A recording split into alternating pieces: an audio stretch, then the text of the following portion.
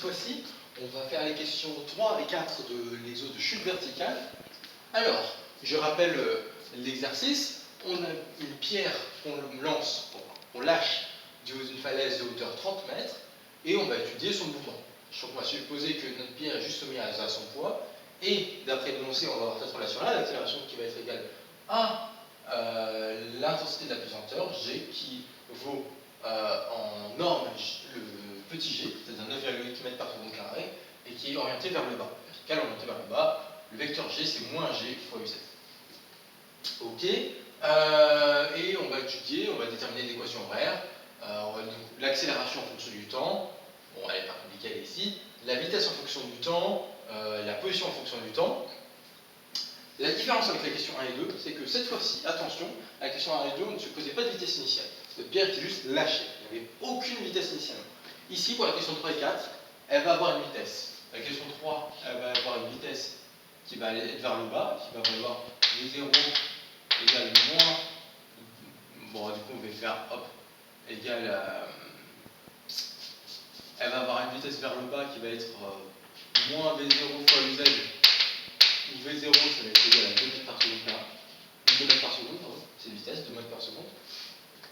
Et dans la question 4, ce sera l'inverse. Dans la question 4, on aura ça, et on aura z qui va valoir v0 fois uz, où v0 c'est égal à 2 mètres par seconde. Donc, ce que je vais faire pour unifier les notations, c'est que je vais faire la question 3 et la 4 en même temps. Normalement, il faut, sur une copie, évidemment, il faut les faire l'une après l'autre, mais je vais la faire en même temps, et je vous dirai juste du coup comment on présente les résultats, mais on va la faire en même temps. Donc, pour ça, ce que je vais faire, c'est que j'ai ma pierre P et je vais lui mettre une vitesse. J'oriente vers le haut pour l'instant, vous comprenez pourquoi, moins 100.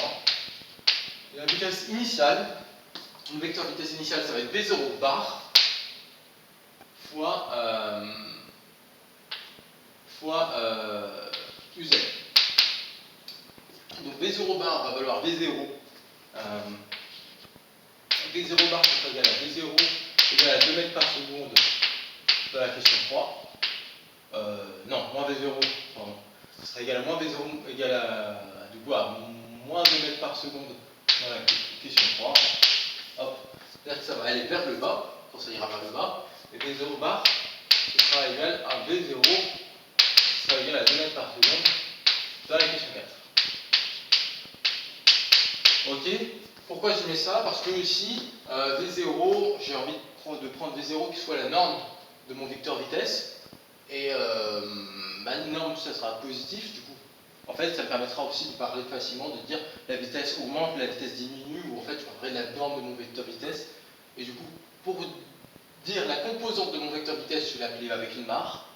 Pour dire juste la norme de mon vecteur vitesse, je vais la mettre là-bas. Voilà, c'est ma convention avant. Je fais ça un petit peu. Et voilà. Du coup, pour qu'on comprenne bien, dans la question 3, du coup, la vitesse initiale est vers le bas, donc j'aurai V0 bar qui sera égal à moins V0, où V0 c'est positif ou V0 bar sera négatif parce que ça va vers le bas. Le moins traduit ici, en fait, le moins c'est parce qu'il est avec ce uz là. Parce que du coup, ça fera V0 fois moins uz, et moins uz, on sait qu'il est dans ce sens-là. Si j'avais mis juste V0 fois uz, j'aurais eu quelque chose dans ce sens-là. Donc le moins qui est ici, c'est pour traduire le fait qu'on va vers le bas. Donc ici, hein, dans la vitesse initiale, dans la question 3, elle est vers le bas, c'est moins V0 uz. Dans la question 4, attention, ce sera V0 fois uz. Ok, et ben ça, hop. Non, je vais pas. Hop. Ça va être nos données de données. Et avec ça, on va faire la question. Donc, je repasse assez vite sur la méthode cette fois-ci, vu qu'on l'a déjà faite. Une fois, vous regardez la vidéo précédente pour voir la méthode dans le cas où il n'y a pas de vitesse initiale. Donc ce qu'on écrit, c'est que pour toi t, on a A de t égale à g, c'est-à-dire pour tout t, c'est-à-dire c'est idest, je ne l'ai pas dit avant, mais ça c'est idest, ça veut dire c'est-à-dire en latin. Donc pour tout t, on a A de t, bah, du coup ça va être A de t, regarde les composantes, hein, la composante selon z, ça va être A de t, ça va être égal à moins g. Ok, on primitive. Donc cette relation, je vais la noter 1 prime. ça va nous donner qu'on va primitiver, on peut tomber sur la vitesse. V de t, ça va être égal à moins gt plus une constante. Ok, il faut déterminer cette constante. Or, à t égale 0,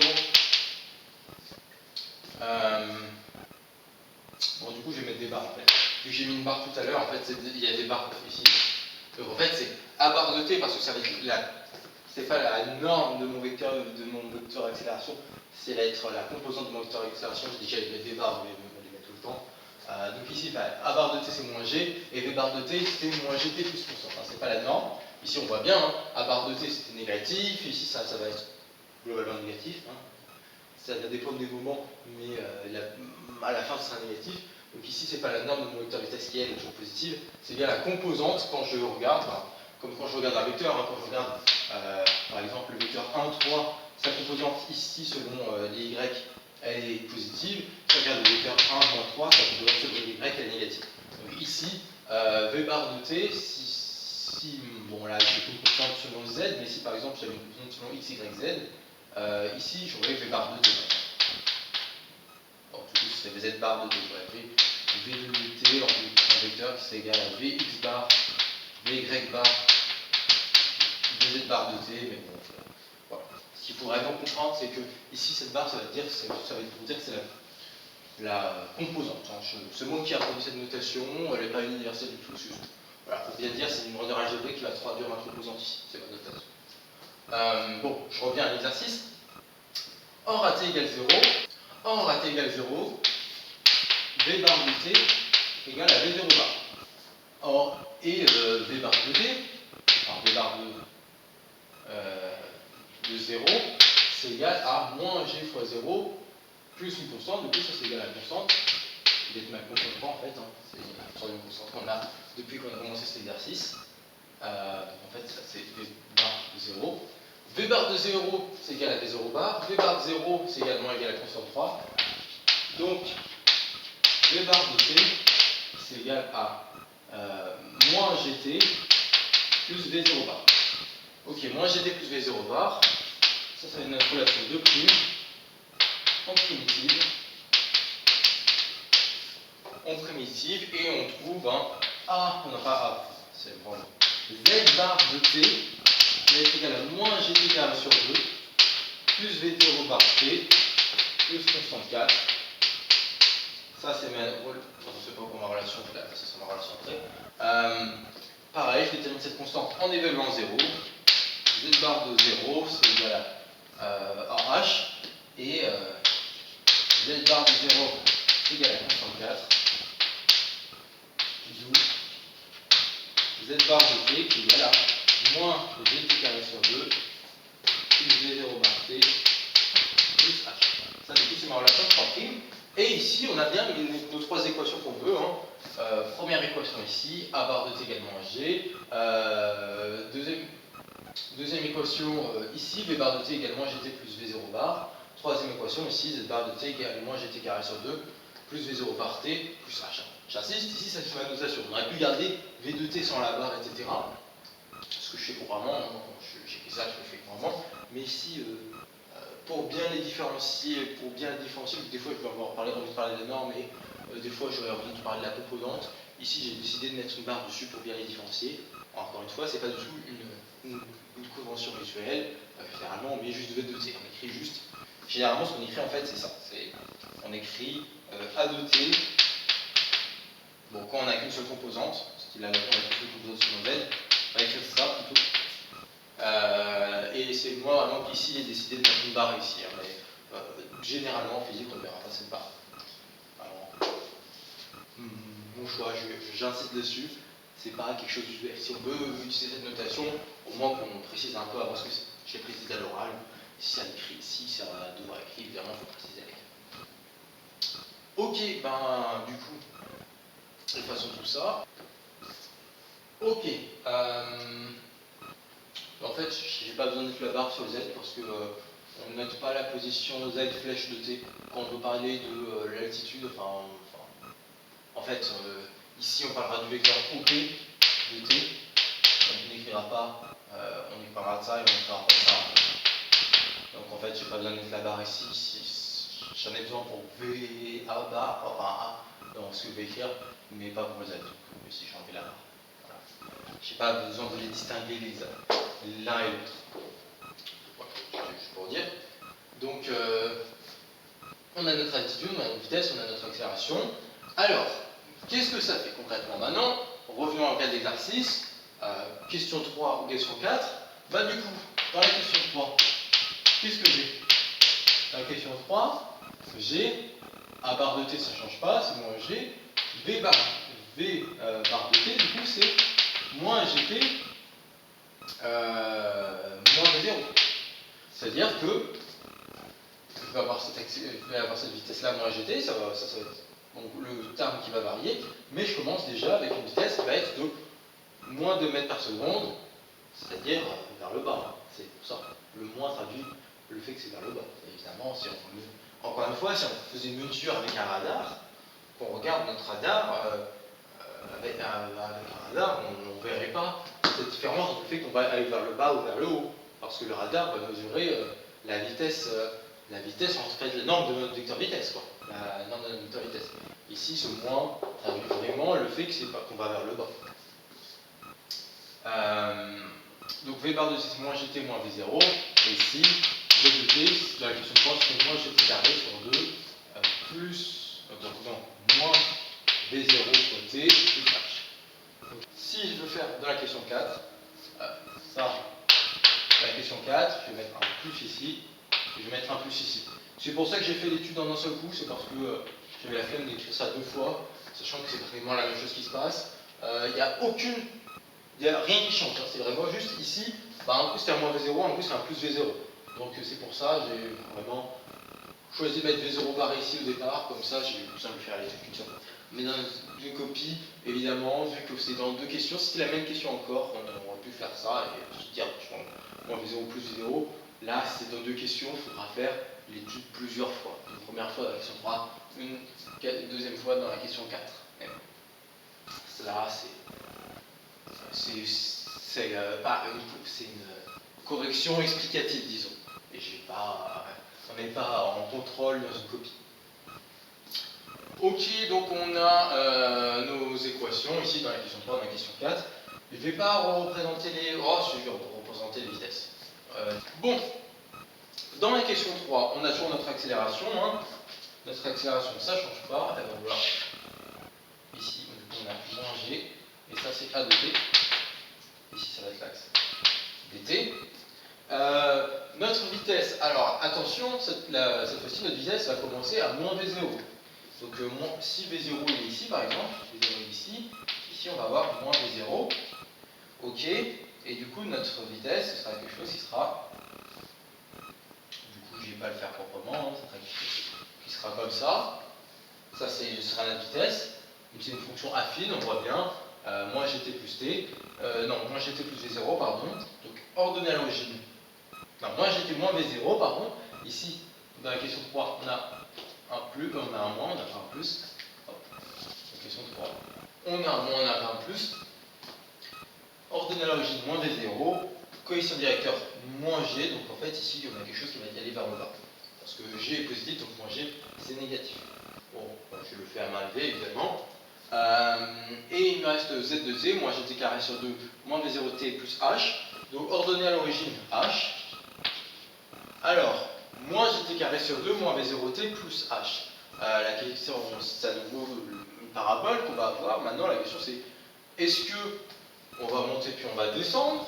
Est-ce qu'on a déjà atteint notre maximum avant? Parce qu'ici, elle est tournée vers le bas. Hein. Ici, on a un coefficient dominant et négatif, donc elle est tournée vers le bas. Mais est-ce que j'ai déjà atteint mon maximum avant? Est-ce que je n'ai pas encore atteint? Du coup, je vais bientôt l'atteindre. Ça, c'est une question à se poser. Ici, en fait, c'est un truc pas mal, c'est qu'on a l'expression de la dérivée de z, c'est v de t. Hein. Ça, je vais t'inventer d'ailleurs. Hop. Ça, c'est v de t. Vu que je sais que la dérivée est négative, je sais que v de t est croissant. Donc en fait, ici, admettons, on aurait eu, si on avait eu z, on aurait eu quelque chose comme ça. Hop. Et voilà. Bon, du coup, je l'ai fait en plusieurs morceaux, ça fait pas une belle parabole, mais on a eu plutôt quelque chose comme ça. Voilà. Mais ici, vu qu'on ne représente que le domaine des temps qui sont positifs, en fait, on va juste avoir cette partie-là de z qui va être représentée. Voilà, donc on ne représente que les temps positifs. La partie de z qu'on va voir, nous, c'est celle-là. Z dt. Et en fait, c'est même pire que ça, ou mieux que ça. C'est que nous, on va s'arrêter là. On va s'arrêter à t chute. Si ça tombe dans la mer, ça va continuer à s'enfoncer, mais ce ne sera pas la même équation horaire, parce que ce qui va se passer, les forces qui vont s'appliquer sur notre pierre dans l'eau vont pas être les mêmes que dans l'air, comme on a fait en négligeant. On a supposé que le poids, il y aura d'autres forces qui vont s'appliquer quand on sera dans l'eau, la pousse d'Archimède, etc., qui va faire qu'on va avoir un poids apparent qui ne sera pas le même poids qu'ici. Donc en fait, à partir de tes chutes, ce sera complètement notre équation. Et puis si on est vraiment si on tombe sur du goudron ou je ne sais quoi, en fait on va juste rester au niveau du sol. En fait, si on tombe sur du goudron, en fait ça va faire ça. Voilà, on restera sur le sol. Jusqu'à ce que quelqu'un shoot dedans, ou je ne sais quoi. Et du coup la pierre elle se relève et qu'elle retombe, etc. Donc nous, pour notre étude, en réalité, on va s'intéresser juste à cette partie-là. Mais là, je les ai représentés les trois, mais concrètement, ça c'est une vue de l'esprit. Ça, c'est la représentation mathématique, disons la chose, de ces trois courbes. Maintenant, notre étude, elle se place encore une fois entre O et T chute. Alors ici, j'ai pas du tout fait gaffe à si T chute va être avant ce point-là, après, c'est à mal faire par défaut. Ok, donc ça c'est pour la question 3. Maintenant, on va faire la question 4. Alors, dans la question 4, attention. L'accélération, voilà, moins g. Ça va être notre accélération. Accélération t, moins g. La vitesse. Alors attention à la différence de tout à l'heure, c'est la question d'avant. La toute première question, question 1, la vitesse elle commence à 0. Là, la question d'avant, elle commence à être négatif, elle commence à moins 0. Ici, elle va commencer à V0. C'est-à-dire, elle va commencer par là. Donc, elle commence à V0. Et par contre, elle va continuer, elle va à nouveau descendre avec la même pente. Donc, en fait, elle va faire ça. Elle va faire ça. Au début, la vitesse va être positive, jusqu'à un certain moment, on peut résoudre. En fait, on peut la résoudre facilement. À quel moment la vitesse va être nulle, moins gt plus v0 égale 0, ça revient à dire que tg égale v0, ça vient à dire que t égale v0 sur g. Bon, voilà, du coup, ici ça serait v0 sur g. Hop. Ici, on pour les t, ici on fait O. Et du coup, ça c'est v de t. Elle est positive jusqu'à l'instant V0 sur G, la balle monte jusqu'à l'instant V0 sur G, pas la balle de pierre monte jusqu'à l'instant V0 sur G, et après V0 sur G, la pierre va descendre. Voilà. Notre pierre, elle commence toujours à H. Elle commence toujours à H. Mais attention, à la différence de tout à l'heure, on est sur une parabole qui tournait vers le bas, moins G sur 2 sur le même coefficient d'électeur. La seule chose qui a changé, c'est ça, c'est le moins V0, c'est devenu un plus V0.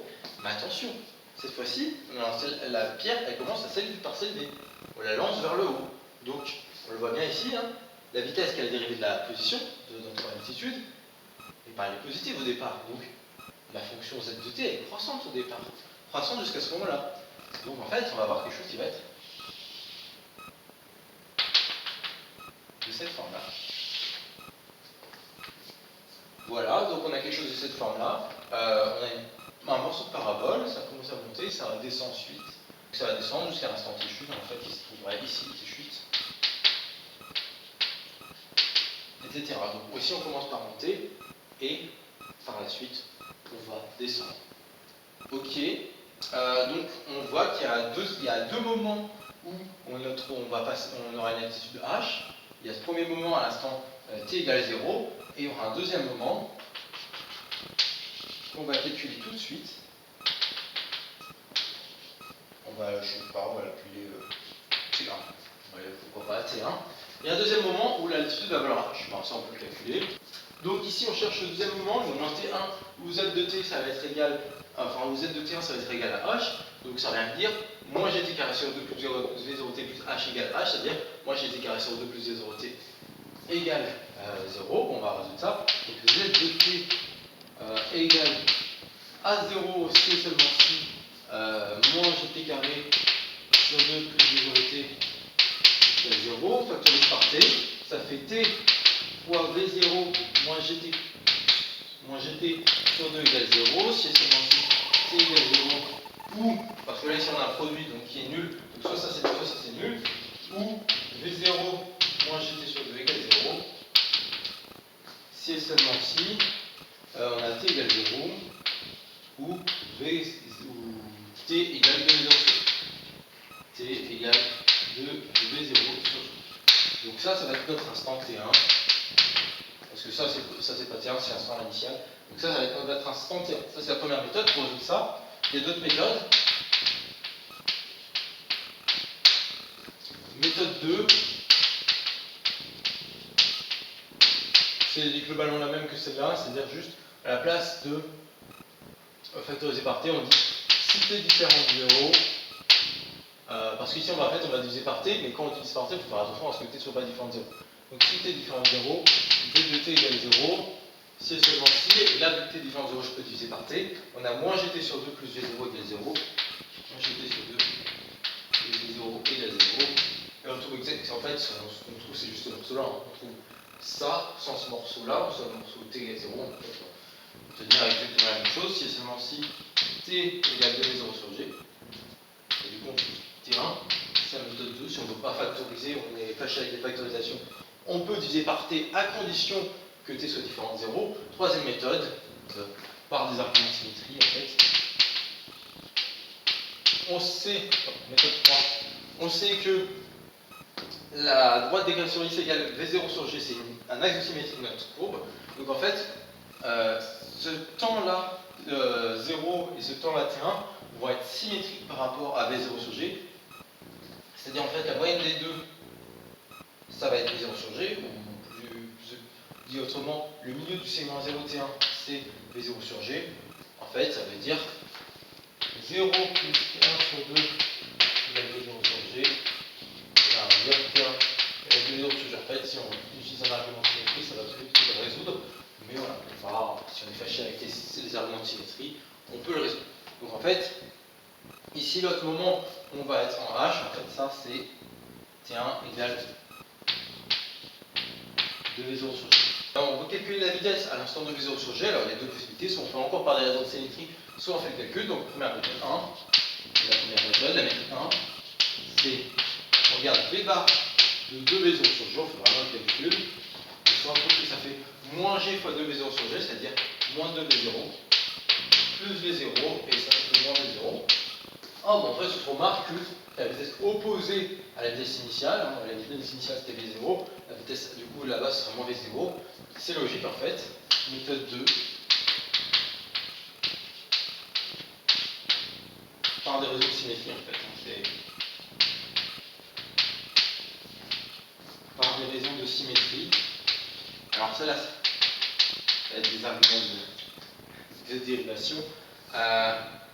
On a z, alors z en v0 sur g moins t, c'est égal à z en v0 sur g plus t. C'est ça l'argument de symétrie. C'est-à-dire que quand ici on a un petit peu en dessous, et bien ici on est en dessous, quand ici on a v0 sur g moins un petit temps t, alors je vais pas l'appeler t, je vais l'appeler h plutôt, comme ça ne va pas perturber.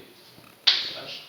Ici on a un v0 sur g moins h, ici on prend une symétrie v0 sur g plus h, et bien en fait on va obtenir les mêmes valeurs. On a l'attitude à v0 sur g moins h, c'est l'attitude à v0 sur g plus h. Sauf que du coup si je dérive par rapport à h en fait, hein, c'est par rapport à h que je vais dériver, pour ça que j'avais fait t, mais comme ça on ne va pas s'en perturber. Du coup si je dérive par rapport à h, on dérive par rapport à h. J'obtiens quoi? J'obtiens, ça c'est le dérivé de notre opposé.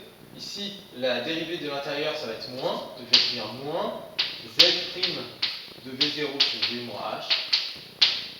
Et là-bas, la dérivée de l'intérieur, ça va être plus 1, Donc ça va être juste z' de V0 sur G plus H. Donc en particulier, si on prend H égale V0 sur G, pour H égale V0 sur G, on a quoi? On a moins Z' de 0, c'est égal à Z' de 2V0 sur G, c'est-à-dire ce qu'on voulait, c'est-à-dire moins la vitesse initiale, c'est égal à la vitesse en V0 sur G. Là, j'ai justifié que par des raisons de symétrie, en fait, on pouvait s'y attendre. Hein, vu qu'ici c'est totalement symétrique par rapport à ici, effectivement, la manière dont ça va monter ici, c'est la manière dont ça va descendre ici. Voilà. Bon, ça c'était notre manière de résoudre cette question. Alors, on va continuer, hein, suite de la question, c'était questions 1 et 2, c'était ensuite de déterminer de la durée de la chute, c'est-à-dire le temps au moment où ça va toucher le sol. Parce que ça, la durée de la chute, hein, c'est le temps au moment où ça va toucher le sol. Hop. Donc, dans la question 3, ça vient résoudre z de t égale 0, z de t égale 0 dans la question 3, on a des 0 dans la question 3, enfin des moins, pardon, dans la question 3 ici. Ça vient dire, du coup, moins gt carré sur 2, moins v0t, plus h égale 0. Ça va être si et seulement si. Alors, je ne vous refais pas le calcul ici, je l'ai fait dans une vidéo qui sera ajoutée sur la chaîne, mais du coup, ça vient dire que plus ou moins, ça va être égal à, du coup, à v0, plus ou moins racine de v0 carré, plus 2gh, divisé par moins g. Hop. Il reste à savoir quand est-ce que ça va être positif, parce que ici, nous, on ne veut pas les temps négatifs, on veut que les temps positifs. Alors la question c'est, ça se trouve les deux sont positifs, ça se trouve les deux sont négatifs. Bon, à un moment donné, on se doute bien que la pierre va toucher le sol, en fait, on a fait les graphiques. Graphiquement, on voit bien qu'il n'y en a qu'un seul qui est positif, donc le son négatif. Donc, c'est pas compliqué. On trouve quel est le plus grand, et c'est pourquoi on met un plus ici ou un moins ici. Le plus grand c'est positif. Il y en a un qui est positif, il y en a un autre qui est négatif. Le positif est plus grand que le négatif. Il faut juste savoir si ici il faut mettre un plus ou un moins. Bon, on pourrait se dire que c'est un plus ici, mais attention, en fait, ici il y a un moins ici. En fait, c'est un moins qu'il va falloir mettre ici. Je vais justifier ça un peu autrement. Donc, ce qu'on va faire, c'est qu'on va se débarrasser du moins g, comme ça on sera tranquille. Donc, ça va nous faire quoi? Ça va nous faire moins v0 sur g. Comme ça, on se débarrasser du moins g. Et ça va nous faire moins en plus racine de v0 carré plus 2gh sur g. Et ça, c'est quoi?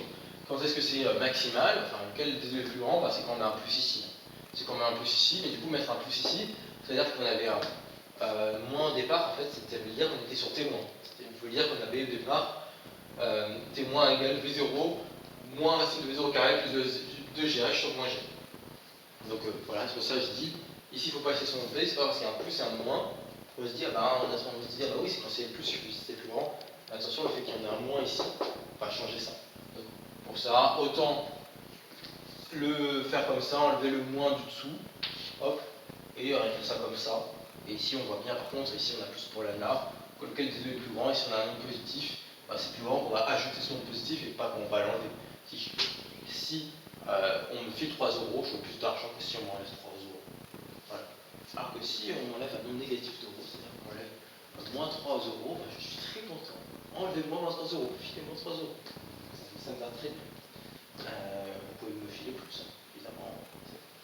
Et j'accepte tout type de dos. Non, pas tout type de dos. Voilà. Bref. Le temps de la chute, en fait, si on regarde, le temps de la chute, c'est quoi? Ça va faire moins V0 plus racine de V0 carré plus 2GH sur G. Alors, il faudrait faire les applications numériques. On va les faire. Applications numériques. Alors, il faudrait vérifier l'homogénéité. Je vais le faire juste avec ma craie orange. Ça, c'est des longueurs rapportées un temps. C'est longueur rapportée un t-1. Ça, c'est quoi? C'est longueur rapportée un temps carré. C'est longueur fois t-2. Alors, ici, c'est champ de la racine, mais Ici on a quoi? On a une longueur fois t-2 fois une longueur, donc là ça fait longueur fois t-2. Ici pareil, on a longueur fois t-1 au carré, ça fait longueur fois t-2. Donc en fait, ici on a quoi? En haut on va avoir quoi? On va avoir une... Quand on va placer la racine, on avait des longueurs au carré fois t-2, ça fait la longueur fois t-1.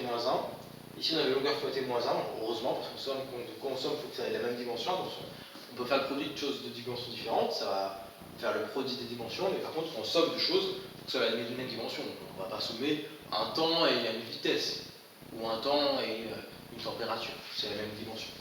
Donc ici on a une longueur rapportée à un temps, ici on a une longueur rapportée à un temps, c'est-à-dire une vitesse ici, une vitesse ici. Donc ça va faire longueur rapportée à un temps en haut. En bas, on a une longueur rapportée à un temps au carré. Et du coup, ça va bien faire, hein, quand on fait le ratio, ça va bien faire un temps. Donc on est rassuré, c'est bien un temps qu'on trouve. Ok. T chute, ça va être égal à, maintenant il faudra juste remplacer. Donc moins 2, on est moins 2 mètres par seconde, plus racine de. C'est peut-être moins 2,0, plus racine de 2,0 carré, plus 2 fois 9,8 fois 30, et on divise le tout par 9,8. Et il n'y a plus qu'à prendre sa calculatrice et vérifier.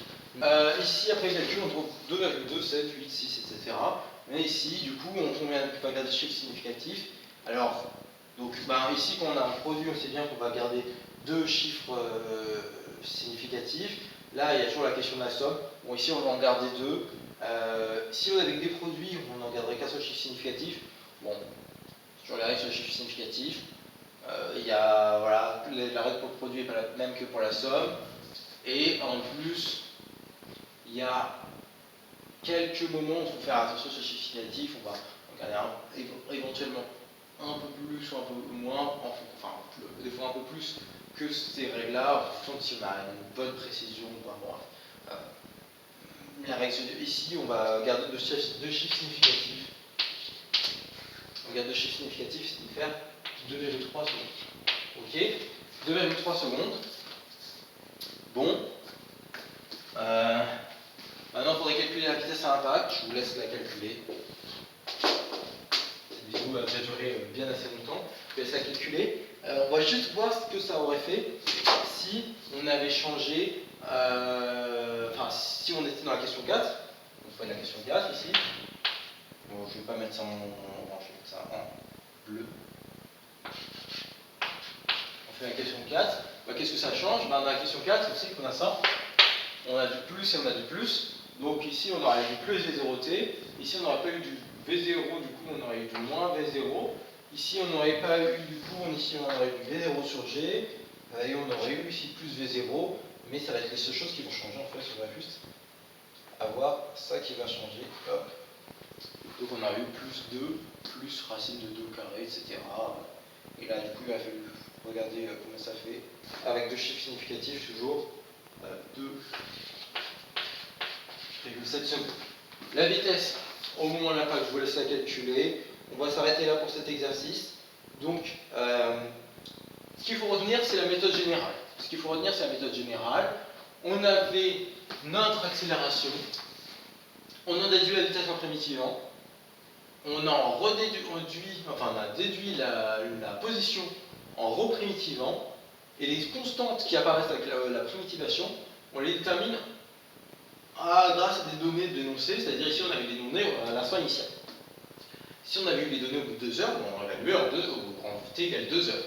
Mais si généralement, en tout cas au début, il ne faut pas trop vous traumatiser, généralement on donne des données au moment de l'instant initial pour avoir des jeux d'expression et du V0. Pas toujours le cas, des fois c'est V à un temps qu'on note généralement T0, mais voilà, ici c'est du V0. Voilà, et ici, bon, normalement on remarque, je ne sais plus tout être en tête, mais du coup, quand on est on balance la pierre vers le bas, on trouve un temps de 2,3 secondes, quand on la lance vers le haut, on trouve un temps de 2,7 secondes, ça fait quand on l'a lancé sans vitesse initiale, de trouver 2,5 secondes, quelque chose comme ça. Voilà, il faudrait que je vérifie, j'ai plus le temps de la première vidéo en tête, mais on doit avoir normalement des temps comme ça parce que c'est logique. Si on regarde, en fait, qu'est-ce qui va changer? C'est cette contribution en V0, en V0T, parce que le reste c'était pareil. Moi j'étais carré sur 2 plus H, et alors du coup, si on a une contribution en plus V0T, la vitesse va mettre plus, enfin l'altitude va être plus haute, parce que ça va être une contribution positive qui va contribuer à augmenter l'altitude. Si on a au contraire, si on n'a rien ici, on va avoir juste du G égal à ça de plus H. Et si encore au contraire on a moins V0T, en fait on a une contribution qui va tendre à faire baisser l'altitude encore plus vite. Donc c'est logique qu'on le temps avec plus V0 soit plus grand que le temps où on n'a rien ici, que le temps où on a moins V0T.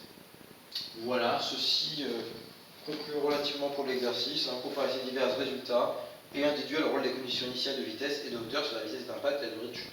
Bon. Ok, on va calculer la vitesse au moment de l'impact. Alors la vitesse au moment de l'impact, donc on fait moins g fois t chute en fait. Donc moins g fois t chute, moins v0 dans la question 3. Donc dans la question 3, t chute c'est moins v0 plus racine de v0 carré plus 2gh divisé par g. Donc moins g fois t chute, ça va faire plus v0 parce qu'on a un moins. Les g, il faut simplifier. Moins racine de v0 carré plus 2gh. Et on avait du moins v0, donc en fait, on va obtenir du moins racine de v0 carré plus 2gh. Ok. Si on est dans la question 4 de la question 4, par la contre, ici, dans le cas de la question 4, on a du plus v0 ici, et du coup, quand on va avoir le g qui va arriver, on va multiplier par moins g, ici on va avoir du moins v0, parce que du coup on avait le plus, on va multiplier par moins, ça fera moins v0, mais attention, parce que ici la contribution, elle est plus en moins v0 à la fin, elle est en plus v0, donc en fait ici on va trouver exactement la même valeur, parce que le moins et le plus v0 simplifié, on va tomber sur moins racine de v0 carré plus 2gh. Ok. Voilà. Que dire? Alors, pour ce qu'on peut en dire, ici on remarque un truc. On remarque que dans le cas où on n'avait pas de vitesse initiale, en fait, on retrouve bien la formule qu'on avait. On retrouve la formule qu'on avait dans le cas de la question 1 ou 2, je ne sais plus si c'était la 1 ou la 2. On retrouve bien moins racine de 2gh. Par contre, en fait, avoir une vitesse initiale, qu'elle soit positive ou négative, ça va faire quoi? En fait, ça va augmenter ça. Si on a une vitesse initiale, qu'elle soit positive ou négative, à la fin on a un carré, le signe ne sera pas content. Donc ça va augmenter ce terme-là, c'est-à-dire que plus on a une vitesse au départ, plus la vitesse au moment de l'impact sera grande. Je parle en ordre, parce qu'évidemment ici, si on parle en termes de grandeur mathématique, ici c'est très, ça c'est un signe moins, donc quand ça c'est très grand, ça c'est très petit, parce qu'on a un signe moins ici. Donc si on moins 10, c'est plus grand que moins 1, ce qui est plus grand que moins 0,1. Mais si on parle en termes de vitesse à l'impact, c'est-à-dire vraiment de la norme de mon vecteur vitesse, la norme de mon vecteur vitesse ce sera la racine de v0 carré plus 2gh. Donc plus j'ai une vitesse initiale qui est grande au départ, plus la vitesse au moment de l'impact sera grande. Et on peut imaginer par exemple